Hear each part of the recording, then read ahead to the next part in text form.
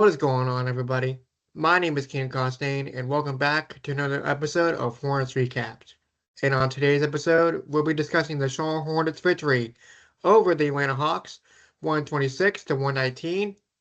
And without further ado, let's go over the box score and stats throughout this game.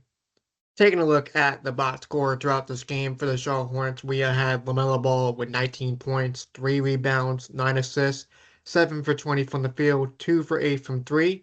Connaughton, 23 points, 8 rebounds, 4 assists, 8 for 15 from the field, 6 for 11 from 3. And shout out to Grant Williams. Off the bench, he had 11 points, 3 rebounds, 1 assist, 4 for 4 from the field, and 2 for 2 from 3. Taking a look at some notables for the Atlanta Hawks, we had Jalen Johnson with 31 points, 10 for 18 from the field, 2 for 5 from 3, 9 rebounds, 8 assists, 3 steals. Sakai Richard with 18 points, 7 for 10 from the field, 4 for 4 from 3, along with 3 rebounds in this game. Onikia Okongwu with 16 points, 6 for 11 from the field, 4 from 7 from 3, with 6 rebounds, 2 assists in this game. Taking a look at the team stats with this game against Atlanta, with the Hornets shooting 48.4% to the Atlanta Hawks 48.9%. So Atlanta winning the field goal percentage, along with the 3-point percentage as well, with 48.6 for Atlanta, 46.2% for Charlotte. The free throw percentage, Charlotte wins that one, making all their free throws with 16 for 16 from the free throw line, 15 for 17 for Atlanta, which is an 88.2%. Total rebounds, once again, Charlotte's been dominating, 49 to 30.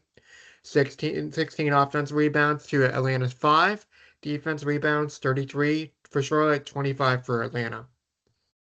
The assists, 31 to 30 for Charlotte, winning that one. In the blocks category, we had Atlanta with 6, Charlotte with 3. Steals, 9 for Atlanta, 5 for Charlotte.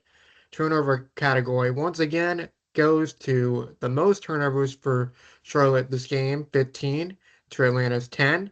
Points off turnovers, however, 15 to 13, so Charlotte winning that one. Fast break points, 22 to 9, Atlanta winning that category. Points in the paint, 46 to 56, so Charlotte winning that one by 10. Points per possession, 1.23 for Charlotte, 1.18 for Atlanta. Personal fouls, Atlanta leading the category with 20 to Charlotte 16. And the largest lead for both sides of the game was 9 points apiece. And now it's time for my Hornets Player of the Game. The Hornets Player of the Game belongs to Miles Bridges with 26 points, 6 rebounds, 5 assists, 10 for 14 from the field, and 5 for 5 from the free throw line.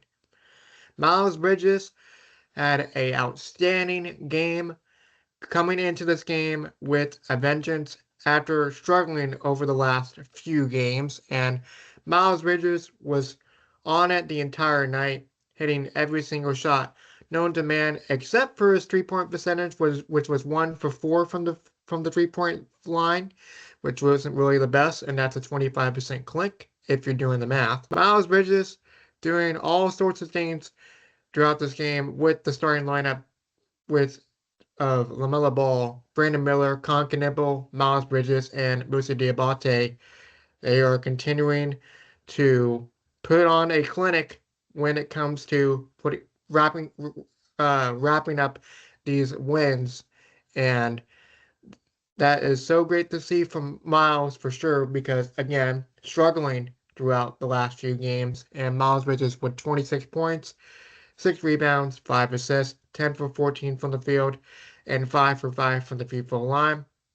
Before I forget, he had a nasty, 2 nasty dunks throughout this game, and it seems like there was a little bit of a pep in his dunk package, Miles Bridges, as of late, getting to the rim. So Miles Bridges not only creating some good shots, but also creating some good highlights. So Miles Bridges is my Hornets Player of the Game.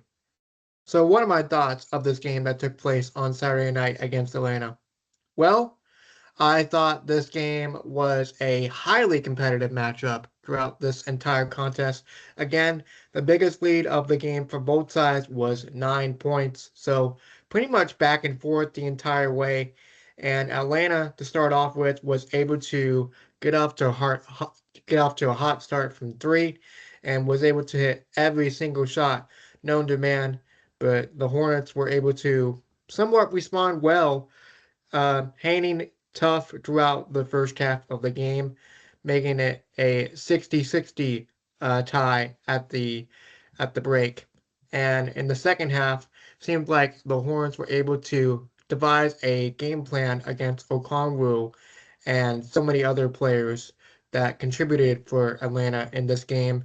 And they were able to stretch out the lead a couple of times, and Miles Bridges was able to make some plays happen throughout this game. And also Brandon Miller towards the end of the stretch, which I did not bring up during the stats read, also had a pretty solid game, I would say. But Brandon Miller doing what he needs to do during the starting lineup, which is great to see as well, with him having 14 points in this contest. With the game itself, I just thought it was a overall great effort by Charlotte on Saturday.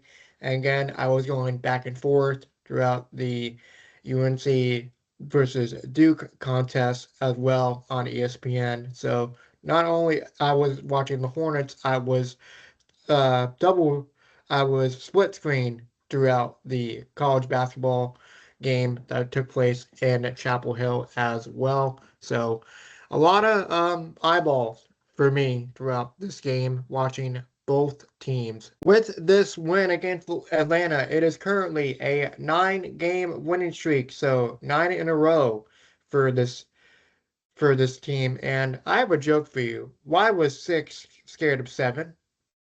Because 7, 8, 9. 9 wins in a row. See what I did there? But 9 wins in a row for the Charlotte Hornets team, and it's again the longest winning streak since 1999. So that streak still lives on as of this recording. So 9 wins in a row for the Charlotte Hornets, and when I pull up the box score for the Charlotte Hornets once again for this Atlanta game, when I pull up some other notable players for the Charlotte Hornets, Moussa Diabate comes to mind with 11 points, 4 for 8 from the field, 3 for 3 from the free throw line, so he hit all his free throws. 15 boards for Moussa Diabate in this game, so another double-double performance. And like I mentioned earlier, Brandon Miller with 16 points in this game. I think I said 14, so I meant to say 16 there. 5 for 19 from the field. So not great numbers if you're Brandon Miller, but still contributed when it mattered the most towards the end of that game. And 3 for 3 from the free throw line with 6 rebounds, 4 assists, and 1 block shot and 1 steal for Brandon Miller in this game. One last thing before I get into the news that just broke a couple of hours ago. The shot clock and the game clock was apparently malfunctioning with 11.1 seconds left, and that caused a delay in the game towards the end. And they had to figure out a game plan to get that working, and sure enough, they did.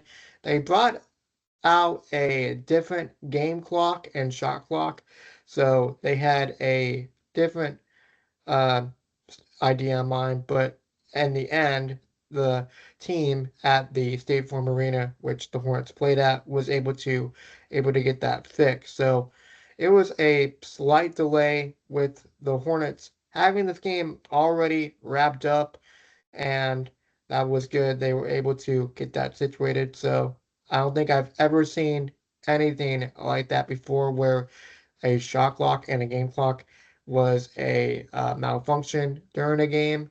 And yeah, so that was one of the first that I've seen throughout watching the basketball game that took a while to fix.